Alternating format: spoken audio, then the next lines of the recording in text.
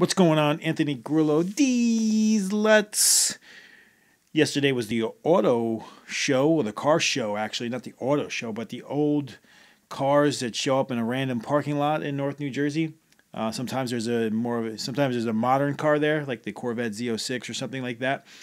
But I'm more interested in the old school 60s, 70s style Camaros, Mustangs, yada yada. So I took the BlackMagic camera on my Benro monopod with the 18 to 35, and I did some filming in Prores HQ, backing off the raw for a little bit. Files are very hard to, not hard, but more time management is needed in that type of file. So here is a clip straight out of Mr. BlackMagic.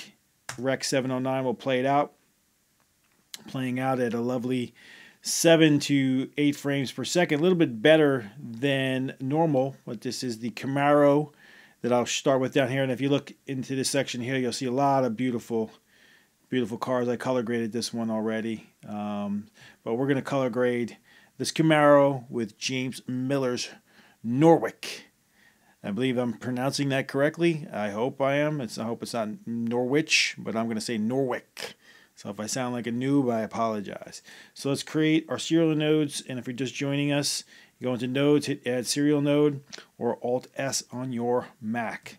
So let's create 5 today and go into node number 4, because on James Miller's LUT package, you really want to add the LUT further down on the nodal tree, if you will, if you'll allow me to say such a silly term called the nodal tree. So let's go into our Resolve 16 cube and locate our Norwich or Norwich. Again, apologize. I'm always impressed as soon as I apply the LUT, to be honest with you. I believe it gives it a beautiful image straight out of the box. No muss, no fuss, no nonsense. So let's get cracking here. Go into serial node number 1. Locate our curves. Make sure you are always unganged. Larger canvas by hitting the button next to the FX.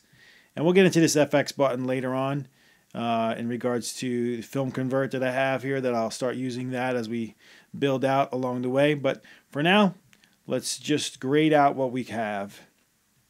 Reverse S-curve. Not too much on that. Raise it up a bit here.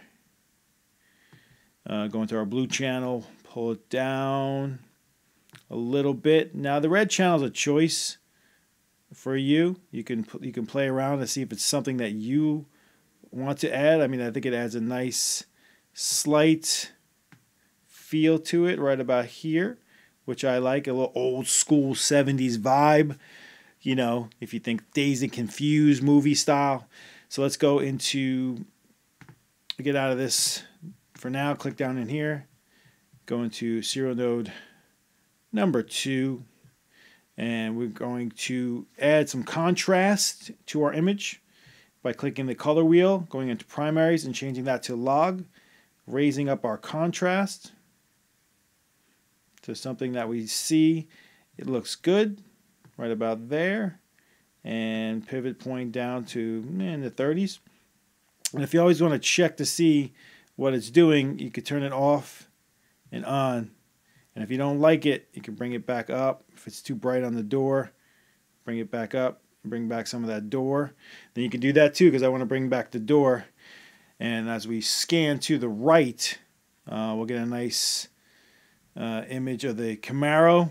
I've already changed the aspect ratio, so obviously I had a full screen shot, but I changed it to 2.35 right in here. So you could always change this to something else if you want a little bit more screen so you can see the full Camaro. You could always do that. But for cinematic purposes, we are rolling with the 2.35 aspect ratio. So let's just change that back right about here. Okay, serial node number 3. Make our screen a bit larger. We can go back into our primaries. We can adjust our color wheels. Adding a little bit of yellow, pulling back on our blue, little cross-processed look right in here. Let that play out for a second. And as always, playing at a tremendously slow pace, so we won't bore you guys with that. So you can see the difference that it makes. It just a little bit brings back that yellowish tone. Serial node number 5, we're going to sharpen it up. Go down to maybe 43, right about there. Add another node at the end. We're going to do our luma versus saturation curve.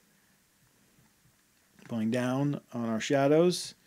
Grabbing somewhere in our midpoint here. I mean, more towards our left. Pulling down on our highlights. And we can see the difference again if we turn it off, turn it on. It's ever so slight, but it's there. So let's make it a big screen. I'll give you a quick little before and after by hitting Option D on your Mac. So that is the shot right out of the BlackMagic. And then we applied the Norwich LUT to it. Alt D to bring it back. And that's it. I mean, as always, highly impressed. Always a good job. I do enjoy it. We sharpened it up nicey nice. Gives it, this BlackMagic really does a phenomenal job. I'm sure you know that if you are a fan of BlackMagic cameras. And I didn't buy it when it first came out, so I didn't get to experience all that issues with no histograms or any of those days, and then no recording time left on the camera. But my luck, since I've only had it for a few months, is right out of the box. It's been perfect. But that is the grade of the Norwich LUT. Hope you guys enjoyed the video. We're going to grade the rest of these as we go. This one here, it's a beautiful, beautiful car. Here's another beautiful Mustang. Now, I'm messing around with the film converts, which I'll probably purchase in the next few days, so you guys can see the beautiful, beautiful job that does. Once I turn the film convert on, you can see the difference in what film converts can do when you apply the LUTs to it, and the work together with film convert and the LUT package. Really does a great job. So that's just with film convert, and then when I added my LUT, you can actually see what it's doing and how well it grades out. This car was gorgeous.